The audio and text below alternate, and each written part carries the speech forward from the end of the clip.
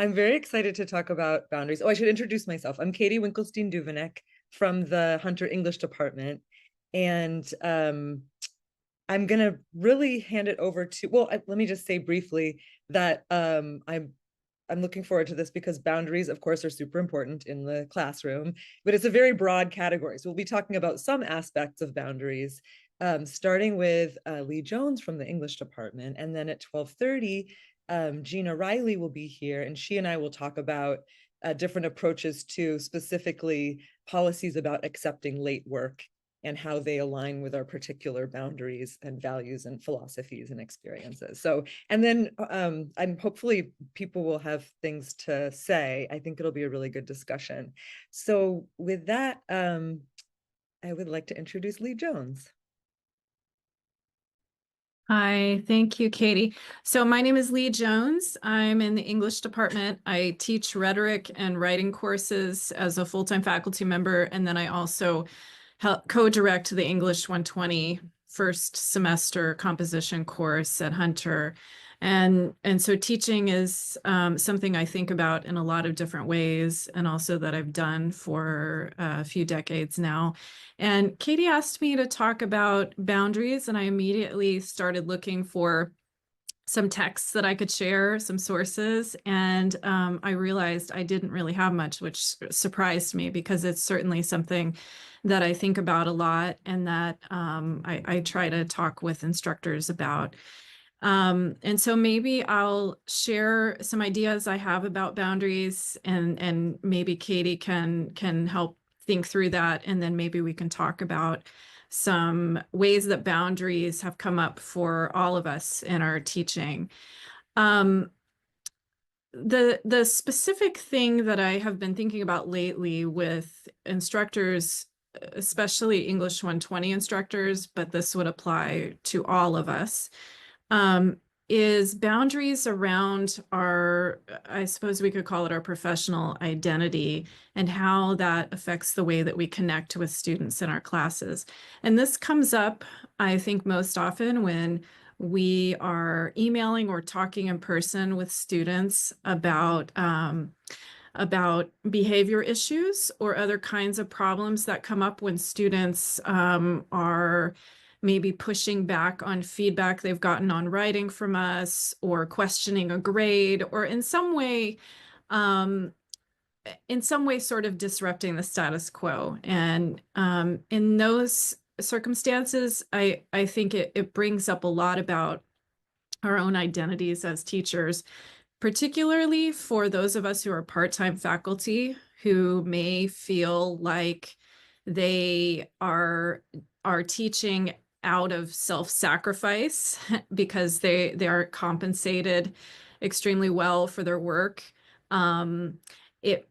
Sometimes things move in a direction of crossing a professional boundary into a personal interaction. And there may be a feeling that an instructor, for any of us, that we're sacrificing so much and students aren't being grateful for it. Or in some way, the interaction can devolve, I would say, into a kind of personal rather than professional way of framing communicating with students. And so my advice that I have to offer is to always don't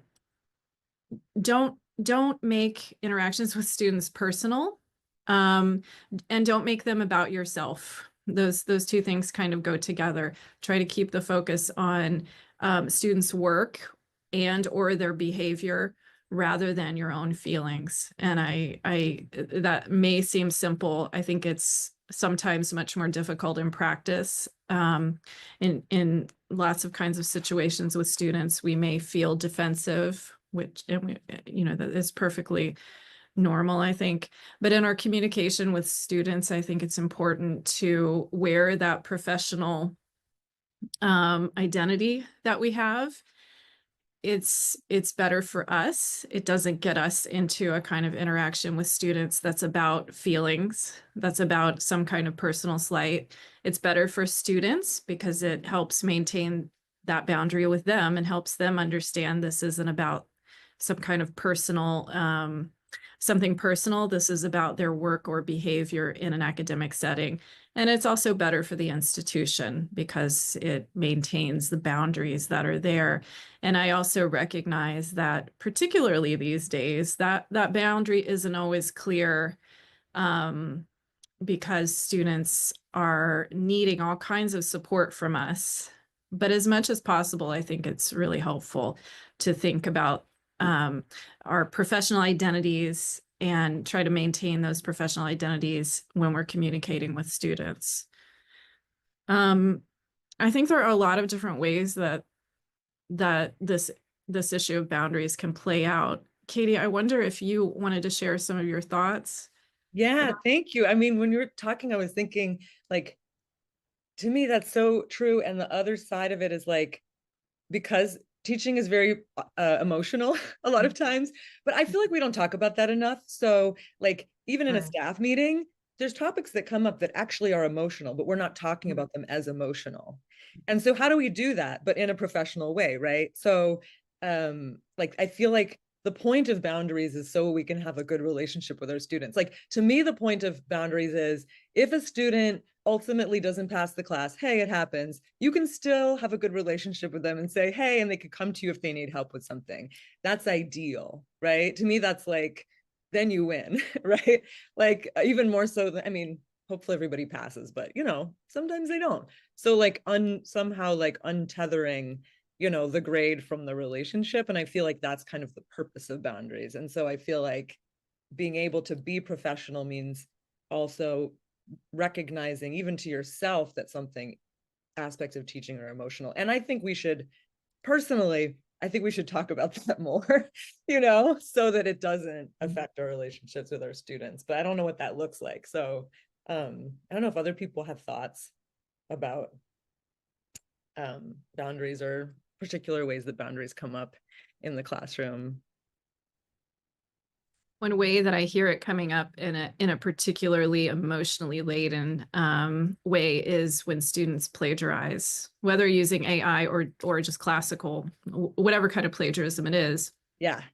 Oftentimes we feel really frustrated, like we've worked so hard to help students, and maybe the student has plagiarized more than once, and it's very frustrating. I think for anybody, it's so frustrating to feel like all of the time you've spent teaching a student is wasted, or maybe a student is making you spend so much time as an instructor tracking down sources that they plagiarized from. It's just a huge time sink, and it can be really frustrating. That's where I sometimes see instructors, their interactions with students that get forwarded to other supervisors. Sometimes the interaction turns more personal than just a conversation about students' behavior or performance. Totally. Plagiarism is so emotional because it is like you're having all this extra work and you're like, why did you do this? You didn't need to do this, and now I have to do all this stuff I didn't. And it doesn't mean that you have to say like that's fine for you to plagiarize, but I think it's good to yeah, just recognize that it is like emotionally distressing. Go ahead, Arabella. Yeah, I've been having a lot of issues, it feels like, especially this semester, just with students turning up late to class and like excessively late. And I find it's difficult to address because I want to be respectful to the fact that some of our students have long commutes and difficult commutes. But at the same time, A, it's extremely distracting to me and to other students. B, it feels very disrespectful. And C, I mean, I teach classes where I'm trying to enforce the importance of being professional, and it just wouldn't fly in the workplace. But I've been really struggling with it because this semester I'm just having more students and more late students than I've ever dealt with before. Students will turn up 45 minutes or 50 minutes into a class. I mean, as I'm almost like, why bother at that point? I'm so glad you brought that up because I feel like that's a good transition into like the idea of policies because I really want to talk about this because I think like for me, hopefully everybody's late. I mean, on time, not late. Opposite of what I just said. Hopefully everybody's on time. And so I want everybody to be on time, but I don't want people to not come to class because they're late. So, and students have told me, I teach first year writing mostly. So I teach English classes and mostly first year writing. So they're most people, not everybody, fresh out of high school. But so like, and a student mentioned to me, I remember that she would hover outside the room and think about whether to come in or not, and then she would leave. And I was thinking about that. I think I probably did that as a student.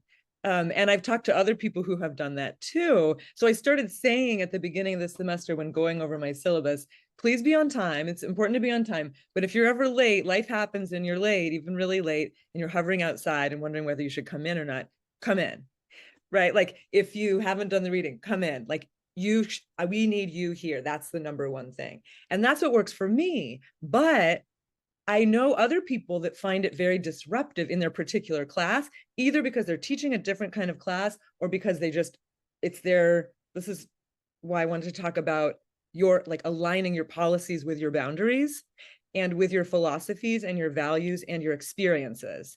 Because that I've taught for 10, maybe 11 years now, 11 years into teaching, this is what works for me. Where will I be at in 5 years? I don't know. This is what really works for me well now, but it's completely different from somebody else's. So I feel like the most important thing is to just align it so that what you're telling students that you want and that you find acceptable is what works for you. I mean, maybe that's obvious, but I think it's really good to talk about the range of what people, what works for them. Go ahead, Maria. Yeah, thanks everyone. This is fascinating, and I appreciate hearing, especially from writing instructors, because that's what I teach. And having done that at a number of CUNY schools and elsewhere, online, in person, every combination you can imagine, I confront questions like this all the time.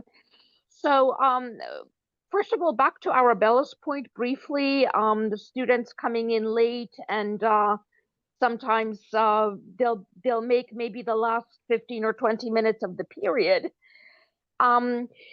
What first of all really riles me up is the manner in which they come in, as if they had all the time in the world. I had a student last term come in, I don't remember, but quite a bit late. And instead of at least sitting down promptly and getting to work, she walked up to a classmate and started whispering to her.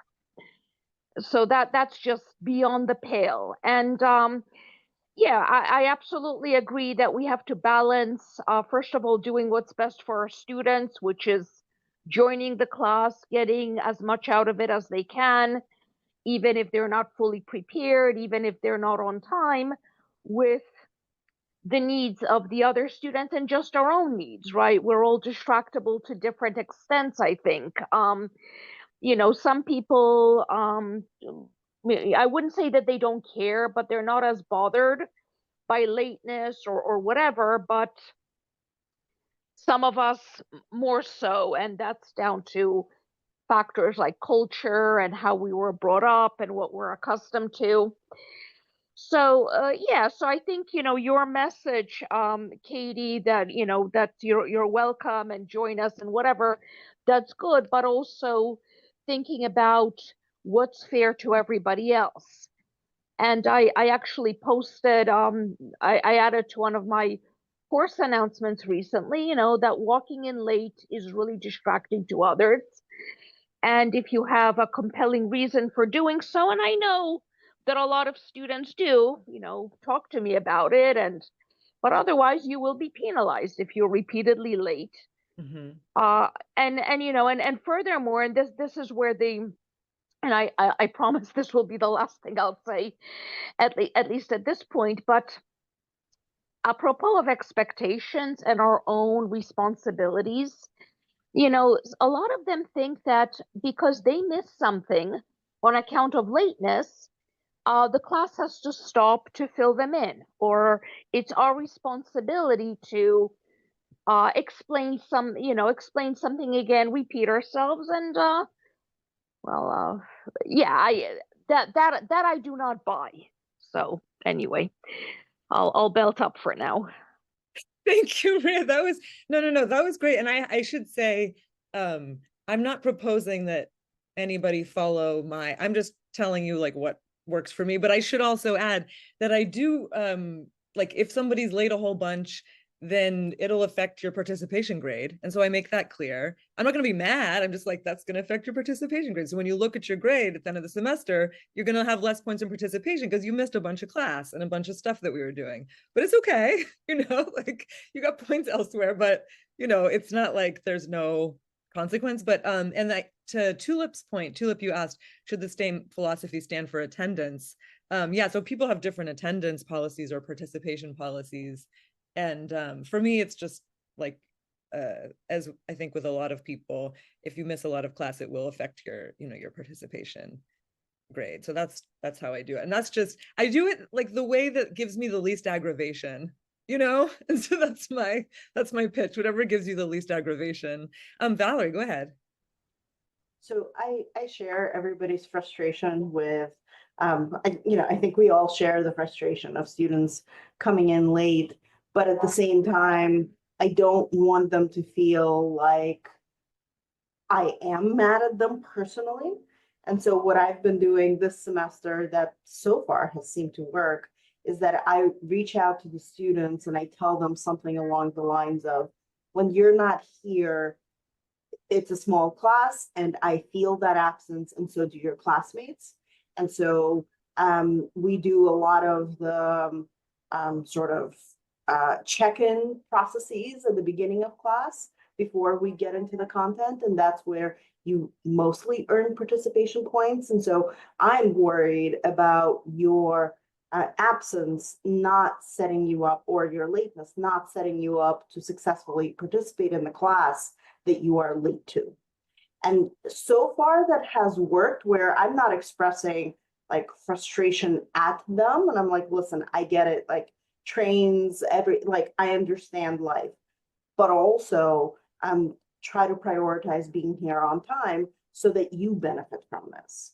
And so that we all benefit from your presence. And that has turned some students around, where they started emailing me if there was something to alert me that they'll be late, but they also stopped being consistently late in every class, even though their initial reaction to my saying this to them was like, it was a negative reaction, and you could see those negative emotions on their face. But I said, look, don't misunderstand me. I like your presence in the class. I want you here for the whole thing.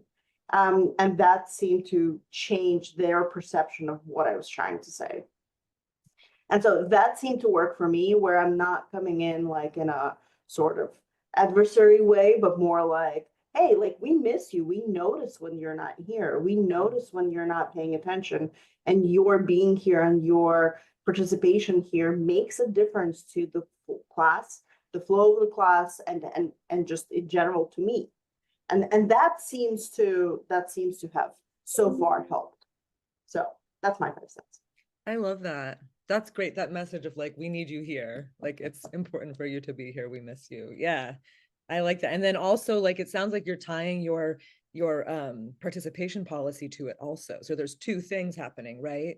There's like, we need you here, like you're important, we miss you when you're not here, your presence is very important. And then there's also like, the thing that happens at the beginning of class is going to affect your participation grade. So it's like 2 things. So you've like really tied, the 2 together. I love that. Excuse me. So in my classes, I have to build some continuity, because the topics all kind of build on each other. I have them talk about what we discussed in previous classes, both as a like check-in for me, like what did they misunderstand? Because that's when they talk the most, and that's when I get to hear how they interpreted what we've talked about, and also to just like ease them into like, hey, we're here, look at your notes, like where did we leave off, and so because I do that in the beginning, they still have opportunities to talk throughout the rest of the class, but that's when it's just them talking and me saying, yes, that's correct. What else? Yeah, that's great. Go ahead, Arabella. So building on all this, I mean, I have what I think are some pretty clear policies, but then what I really struggle with is when students ask for exceptions to the policy, because I don't want to be unfair, but at the same time, I found if I start making exceptions, it just opens this whole can of worms. I mean, just a couple of examples around, again, attendance and lateness. I mean, one student who tells me, you know, she has a modeling career, and so she has to miss classes when she gets called for doing her modeling. I completely understand that. I'm sympathetic to it, but I said to her, like, I can't make exceptions for you. If you miss class, you're still absent. Or again, the student who was like, well, I've got a long commute. I mean, I really struggled with that one because I know a lot of our other students do, but again, I don't want to be unreasonable. And so it's like, even when I do have a policy, are there times when I should be open to exceptions, or should I just be no, the policy is a policy? Arabella, that is, I mean, so I've thought about this so much. I'm with you. Like, it's so hard because you don't want people to feel, you don't want students to feel like they have to tell you this emotional story that's going to be the thing that you find acceptable, right? Because somebody might tell you like about something terrible that happened to them. Somebody else might have that happen and not feel comfortable Exactly, telling. Or the exactly. terrible thing is that they had so much anxiety that all they could do is sit on their bed and watch Netflix. And that's real too, right? I think that's just as real. I mean, it may not be as severe as something else, but that happens in life. So like, you know, and there's things that are not explainable, or you don't want people to feel like they have to produce that confession narrative. No, right? That's not good for our boundaries. Like, that's not healthy for our relationship with our students, right? So what do you do about that? Like, for me, that's part of the reason why I'm like pretty lax, for lack of a better word, but up to a point, right? So like, you know, I'll accept late work, to get into that, like until the end of the semester for a lot of assignments, because I'm like, well, you know, the point is for you to do it. Hopefully you'll do it on time. Almost everybody does it on time because they want to. Some people, you'll have students that sit in class all semester and participate and never turn in anything. And what do you do with that? I always find that really fascinating, actually. And so should that student fail? In my opinion, no. They were there, they were participating. If they want to give me the stuff at the end of the semester, great.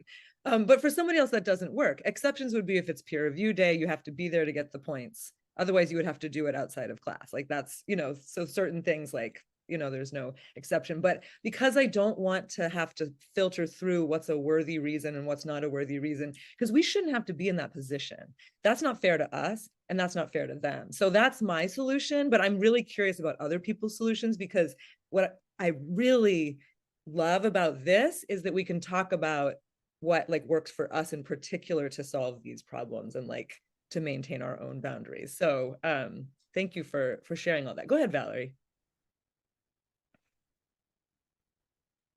When I started teaching, I initially was like, okay, I need, like, you have this many absences. After that, I start penalizing. And then people started giving me like doctor's notes written by their parents who were doctors, but like somewhere in a different state. And I'd be like, really? Like, you went all the way to upstate New York, like the very tip of it in Buffalo? Like, no, probably not. So anyway, that took so much of my mental space that instead of focusing on the teaching, I was focusing on babysitting, or what I felt like was babysitting. And the chairperson at the time when I was complaining, he said, look, they're adults.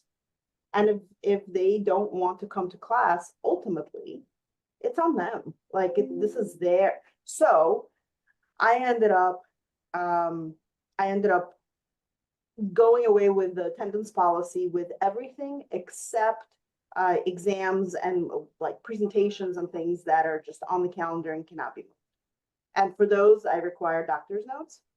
And for everything else, I care about your participation. And if you feel that you are going to be able to participate enough by coming to class 5 times, okay, but that's not going to be the case.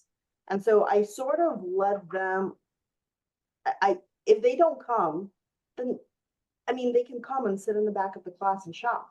So like, if they're not gonna come, then they're just not gonna come. And so I do generally still get like, oh, this person is not coming to class. And I talk to them when I can, usually as they're handing in their exam. I say, you know, just handing in an exam that's worth 10% of your grade is not going to get you a good grade in this class. And they sort of, oh, no. And I'm like, no, you need to participate. Look at the syllabus again. Look at, you know, your grade comes 25% comes from your participation. You have to be in class in order to participate. But I can only do that in my small classes. And so I can't do this in the large classes. But in my small classes, I just don't even bother tracking. It saves my sanity, even if I'm not happy with it. Yeah. Go ahead, Maria.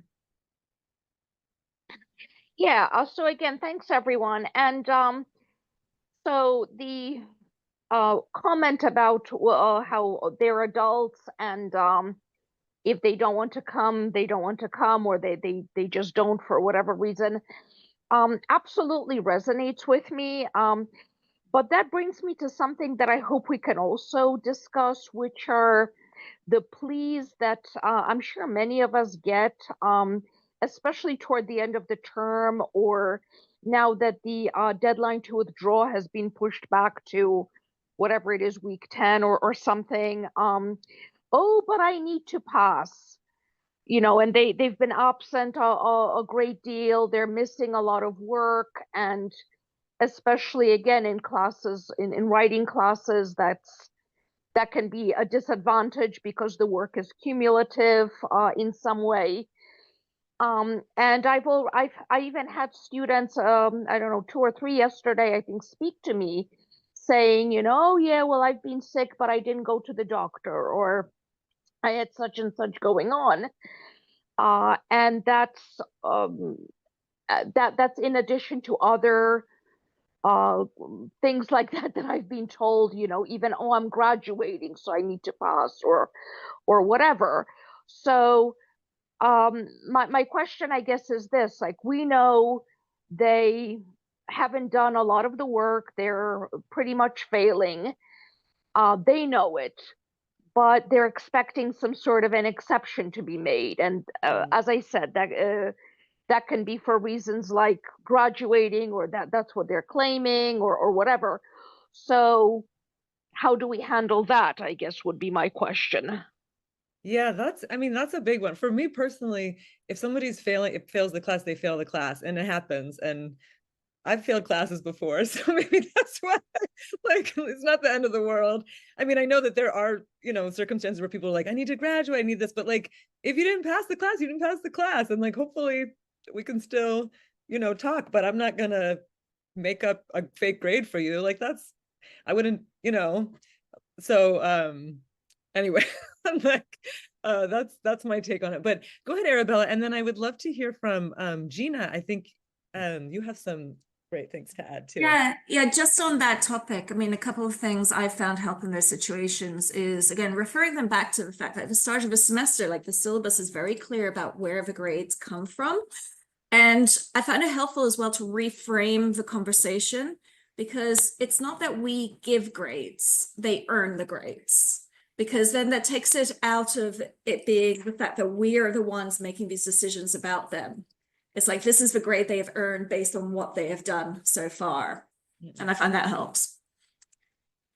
Yeah. And the clarity, I think, Leigh, you had commented in the chat, being clear on your syllabus about your grading policy. Yeah, is great. Go ahead, Lori. Well, thank you. Well, another component of this, and I think it aligns with what you're saying about like defining your philosophies, is that for me, when people are absent a lot, it impacts the morale of the classroom. And so I spend time talking about how we're a learning community and we have a responsibility to each other to show up, be present, be part of what we're doing. And because I really think, like, if people are always absent, it makes you feel like you don't need to be there. And then the other people are doing all the heavy lifting to get across, like, the discussions or whatever it is. And it is really important to me that my students feel like they're a community and that they're all contributing. So I do talk about that, like, that it's also part of not just about their own grade or their own experience in the class, but that it impacts everyone in our community. Yeah. Gina, do you want to speak on this, or do you want to? Yeah, sure. I mean, I can speak about just generally, right? Like relationships are so important, and we've talked about that, and the feeling of community is so important. So as much as I give boundaries to my students, I am kind but firm, right? Like you will see zeros in the grade book and you will see, right? And if you email me, then I'm happy to have that conversation. But when a week closes because we have these conversations about how learning is cumulative, right? And how like missing a week puts you back, 2 weeks if you're not. And then it's just a trap, right? And I don't want it to be a trap for students. I want students to know the boundary, to be able to cumulatively learn, and then, go from there. So you'll see a specific policy. I do a lot of like pre-work in the syllabus, but I'll also like in the middle of the semester, I just sent my students a reminder. And it was just sort of like, hey, I'm seeing a lot of late assignments.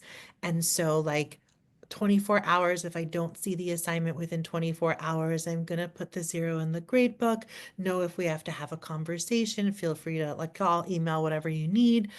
Visit me during office hours. I'm happy to have the conversation. So I'm always happy to have the conversation, right? Exceptions tend to be few and far between, but I really set those norms up. And then if I need to reestablish a norm in some way, I'll be open to doing that. My students also feel really open to doing that. So like say I'm not grading work within the 48 hours I promised them, I tell them like call me out, and they do, right? So it's this very dual relationship, right? And I've had one student come up to me and say, hey, it's been like 55 hours, Gina, like what's going on, right? And I love it because I'm like, yes, I would do the same thing. But it's a two-way street. It's a two-way relationship. And I think that relationship is so important. So I'm a big boundary person. And I'll also email about noticing things I'm noticing, right? And so that usually gets us back on track. I personally don't think we do any favors for our students when we just keep letting them get behind and get behind. Instead, it just spirals, and I don't think that that's healthy for anybody. Thank you. I think that's 48 hours? You get back to people within you grade everything within 48 hours? 48 hours. It's on my syllabus. And I would so like we have a very specific week structure, but this is the like, take what you need and leave the rest behind. If this isn't your philosophy or it doesn't feel authentic to you, don't do it, right? But it's for me, it's like part of the contract I have with my students, right? If you spend X amount of time in a paper, I'm going to also spend X amount of time in the grading. I love that. That's great. I think, Gina, what you say kind of brings us back to the idea that we should be setting up our syllabi with policies that support our boundaries, thinking about Hunter's students and where they are and what they bring into the classroom from their lives, but also thinking about what students need in order for us to say they've passed the course and they're ready to go on to whatever the next step is. Did they acquire what they needed to from this class, rather than grading them based on sympathy or, some kind of feeling sympathetic because of some issue they raised. I think we all get encounter those circumstances where students have maybe checked out and then late in the semester come to us and say, this is what was going on for me. But if we have the policy that already accommodates what we're willing to accept from students in place, then we need to be okay with enforcing that policy rather than thinking of it as a case by case basis. I also, I'm not saying this would work for everyone. I don't look at doctor's notes, and I don't ask students to bring me doctor's notes because I find that to be a boundary. It's none of my business whether a student went to the doctor or not. I allow for a certain number of absences. Students need to plan to be sick, basically. They can be sick and it fits into those absences. Unless it's a situation where there's something severe and chronic, then I might consider that outside of my policy. But that's, to me, it's a personal boundary that I don't need to see students' doctor's notes. You know, they can decide what happens during those absences. Yeah. I do the same. I'm with you. Yeah. Let's see. Go ahead, Maria, and then Tracy. Yeah, so yeah, again, thanks everyone. So keeping this as brief as possible again, yeah, that's a very good point about sort of not getting into students' business. And actually, I've heard that some physicians and physician surgeries refuse to provide notes like that, or if you try to verify, they refuse to do that as well. And of course, some students just can't afford to go to the doctors. But more generally, to the question of making exceptions, bias can enter into it because we might be better able to identify with certain circumstances more than others. Like if a student tells us they have some chronic health condition that means that they'll be absent every so often or late or whatever, and we also have a condition like that, then we can understand that more readily, right? Or if we have children or if we have other relatives we need to care for. So again, that can be a good thing, right? We should be able to empathize, but it can also just lead to bias because there might be an equally valid circumstance behind whatever lateness or late submission of work that we just don't understand as well. And Totally. Yeah. Yes, I totally agree. Go ahead, Tracy. I have a question because we were talking, a lot of the things that we were talking about here are about these classroom policies like attendance, participation is where it fits into the grade. I find that recently, and by recently, probably the last 7 or 8 years, students are more wanting or expecting to have day-by-day grades or week-by-week grades in some visible way on the internet. I assume this comes from that's what they got in high school. And of course, that's not what I had in high school because we didn't have such things when I was in high school or college, any of these things. And as a boundary thing, one, I resist that for boundary because I think I don't have time for that. When class is over, I'm not recording these things on Blackboard or Brightspace or something. I'm jumping on the train, going to the other school or going back to my office, whatnot, as an adjunct. And also, I have this sort of professional opinion that's not informed by any sort of research that they're adults now and they need to figure that out themselves. If they know this is 20% of the grade, they should be able to take stock on what they're doing and how well they're doing in these basic sorts of, am I participating? How are these things going as far as this the sorts of parts of the grade that we would have just gotten at the end of the semester as and so I guess my question is for anyone is, what are you doing with this? Are other professors actually providing this sort of feedback on a much more regular basis, whether that be by class period, week, month, whatnot, or not? Or how do people deal with this situation, both in terms of their own time investment and what they think is best for the students? I do have I keep like a column, used to be in Blackboard, now it's in Brightspace, called current percentage. And it shows what your current percentage is based on what you've turned in that I've graded. And so it does get updated. It's not immediate because I don't grade everything within 48 hours. I wish I did, I don't, but then they can see it. And I find that it's very helpful because if, like, when I put a 0 in, even though I will accept it later, which some people don't, and that is totally makes sense. But then they're like, oh shoot, I have a 40%. And that they're like, and then they email me and they're like, I'm so sorry, professor, I forgot to hand that in. It like gets their attention. And without me having to do anything except just keep it updated. So I find that super helpful if that's something that you ever want to try with not that much effort. And then I can also see where people's percentages, and then every so often I'm like, you guys, current percentages are updated.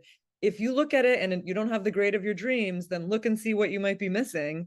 And like, then maybe see if it's something that you can still submit. You know what I mean? Whether you're looking for an A, a B, a C, like whatever your goal is, see if you're there. So that's what I do. Go ahead, Gina, and then Renee.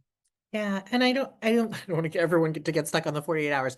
No, I know. Sorry, we were just impressed. We were just impressed. I know. It's just my policy with my students, right? And it's the expectation that I've set as a community with my students.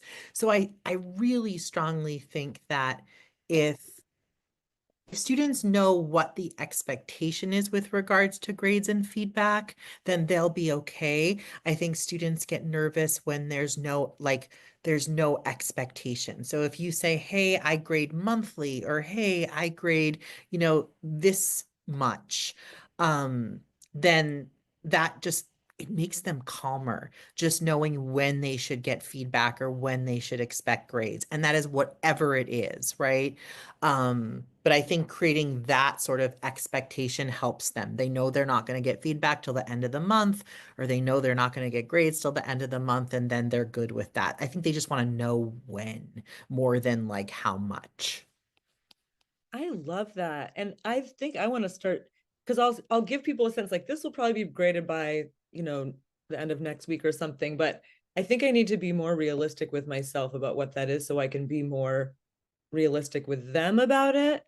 And so rather than like aspirational, because it might take a week, it might take 2 weeks, depends, I have 50 essays to grade now. So how long is that going to take me? I need to really like look at that and figure that out myself, because I think that's so true, that giving people a preview of what's going to happen makes them relax, and then they can learn, right? And like that's when you can learn, when you kind of know what's going to happen. So I really like that. Somebody had their hand up, and who was it? I guess they took it down. Okay. I didn't want to Oh, ignore hi. you. Oh, hey, Renee. Yeah. Sorry. No, it's good. I love the idea of creating expectations. I am gonna go back to doing something that I used to do a while ago, which was I used to call it a ghost grade. And it was like, if the semester ended right now, this would be your grade. And I would do it at the end of each unit. And so I would just evaluate, like, this is your participation grade based on X, Y, and Z. This is your, homework grade. This is, I feel like now they look at their bright space, and I don't have it set up to account for like every quality of like participation, etc. So they look at that grade and they might say, well, I did those things, so I have this many points, and so that's my whole grade. And no matter how many times I try to clarify that that's not the whole grade, they still have an expectation that like, well, look, I'm in an A range if you like divided by this many points by this many points, instead of recognizing that they're actually like a C because they're never coming to class.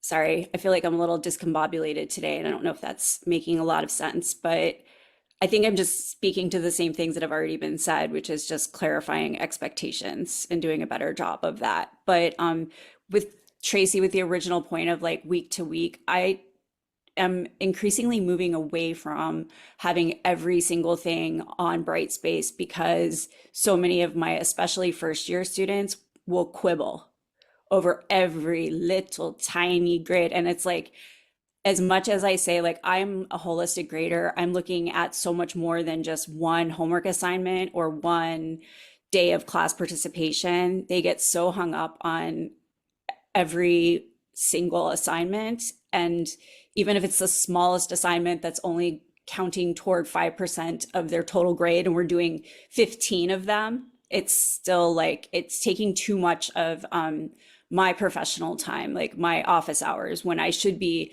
actually helping them learn instead of educating grades. So I'm trying to think of ways to like move the like assessment off of the internet and into like the classroom. That's so interesting. So it sounds like you're kind of doing like a quarterly assessment rather than like a running assessment, like every so often, like this is how you're doing. Is that? Yeah, like a monthly, I think. Yeah, I like that. That sounds like that. That's really interesting. See, I think it's great how different things like work for different people, you know? Like, because you're more of a holistic grader. And so like giving these sort of like quarterly updates rather than like a running, my grading is very by the numbers, and it's mostly just, did you do it? You know, like, did you do the assignment and answer all the questions in it? Like, it's almost all that. So it is very numerical, you know, and a lot of people have 100%, and great, but yeah, it's not the same for everybody. Other people we have a few more minutes. This is like, for me, sped by. Um, anybody else have thoughts on like, or questions or thoughts on Tracy's question of like how much students expect to know how they're doing versus like, because you don't want to give yourself aggravation doing it. You want it to be something that's easy for you to keep track and then to keep track, and you know, I wonder if people are noticing this more with freshmen than with upper class students. And I'm wondering if it's a matter of being used to something in high school that's different from college, just having a kind of anxiety with not knowing exactly where they are, if that's how it worked in high school for them, or if it's something that's just different for a different generation of students. yeah, it could be that they were getting updated more in high school and they're like feeling at sea because they're like, I want to know if I'm doing okay in college or not, and I'm like super stressed about it. Yeah, that could be that they're used to more, just more of that type of feedback. Oh, and oh yeah, Gina, your grad students are nervous. Everybody's nervous about grades. It definitely is a source of anxiety for them. Maria, yeah, go ahead. Yeah, so first of all, definitely I would say that it's a carryover from high school and even other educational institutions, and it happens for many, many reasons. So there's a culture of assessment, first of all, and that's been on for well over a decade. I think I've been hearing that term. So it's always, how am I doing? How many likes did I get or reactions on my social media post? And I'm sure that a lot of schools reinforce that in some way just to minimize their liability, because the more students know where they stand, the less they can say, well, I didn't know that I was failing, or why did you fail me, right? Which comes back to what we said before, that they earn their marks as opposed to are giving them. But I've even taught adult students who had that expectation and said that just knowing where they stood made them feel better and just more reassured. And then to come back briefly to Leigh's comment about how we're all doing different things, right? This is also an issue of academic freedom and contingency, because um, a lot of programs, a lot of departments have kind of boilerplate policies, like you must accept late work, or you can only do XYZ if a student submits a late paper or whatever, or at least it's strongly communicated that certain policies and solutions are preferred over others, right? And if you don't implement them, your chances of being reappointed are much lower, right? So, and it ties in with student complaints and how likely your department is to support you, and that's of course maybe something for another workshop, but it should be on the forefront of all our minds.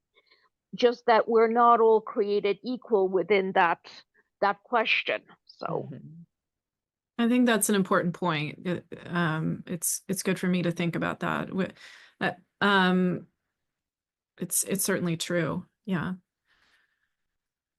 Yeah, and that's so interesting to think about, like the culture of assessment, as you put it, including like the way that we're being assessed, especially like I was an adjunct for 10 years, and then I've been full-time since last year. So most of my teaching, almost all of it, has been as an adjunct. So like trying to get reappointed so you can keep your health insurance has been most of my teaching career. But anyway, but the fact that you mentioned social media as another form of assessment that they're constantly doing on each other, and then we're being assessed and then we're assessing them, I totally think we should have a workshop about that. Like, that sounds amazing. That's such an interesting framework for thinking about all of this. Well, I guess we only have 1 more minute. I don't want to keep people over time. But does anybody have any other last thoughts about this? I really thank all of you for offering everything. I know some people had to take off, but for offering all of these, like, your questions and like your experiences and your thoughts. Thank you so much.